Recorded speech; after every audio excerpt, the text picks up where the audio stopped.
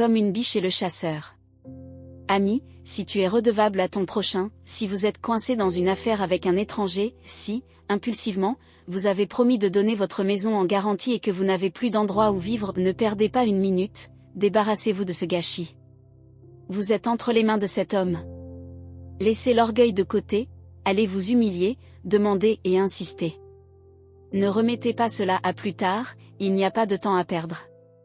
Débarrassez-vous-en comme le cerf se débarrasse du chasseur, comme l'oiseau, celui qui pose des pièges. La leçon de la fourmi.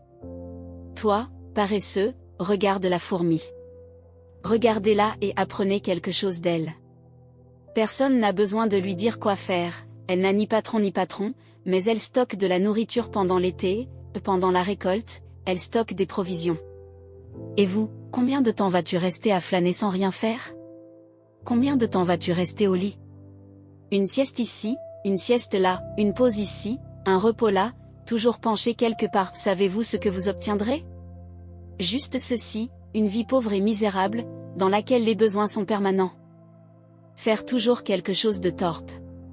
Les mauvais personnages disent partout des choses désagréables, répandant du poison. En un clin d'œil, ils préparent des coups, déjouent l'autre et même, dans son dos, croise les doigts. Dans son esprit malade, il prépare toujours quelque chose de méchant, il ne cesse d'inciter à la confusion. Mais il ne perd pas à attendre, la catastrophe est très proche, il verra le chaos total, sa vie s'effondrera, et il n'y aura aucune réparation. Cette chose que l'Éternel déteste.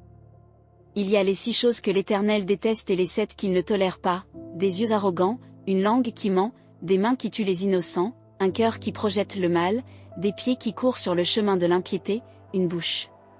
Celui qui ment et qui est plein de mensonges, et celui qui provoque des querelles et des discordes entre frères. Avertissement concernant l'adultère. Cher ami, suis les conseils de ton père et n'ignore pas les enseignements de ta mère. Couvrez-vous-en de la tête aux pieds, portez-les comme un châle autour du cou.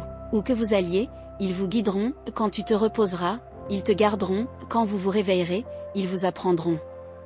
Car le conseil est comme un phare, un bon enseignement est une lumière qui éclaire, la discipline et les avertissements sont le mode de vie.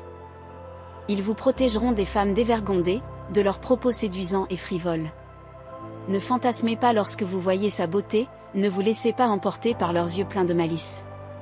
Car une prostituée a son prix, mais une femme dévergondée peut la dévorer vivant. Pouvez-vous mettre le feu à vos genoux sans vous brûler le pantalon? Peut-on marcher pieds nus sur des charbons ardents sans se brûler ni avoir des ampoules?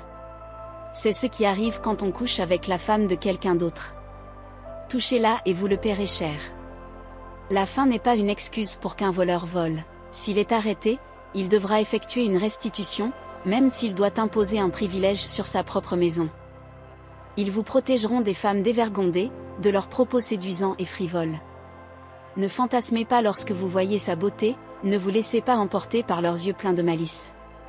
Car une prostituée a son prix, mais une femme dévergondée peut la dévorer vivant. Pouvez-vous mettre le feu à vos genoux sans vous brûler le pantalon?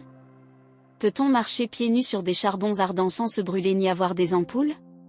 C'est ce qui arrive quand on couche avec la femme de quelqu'un d'autre.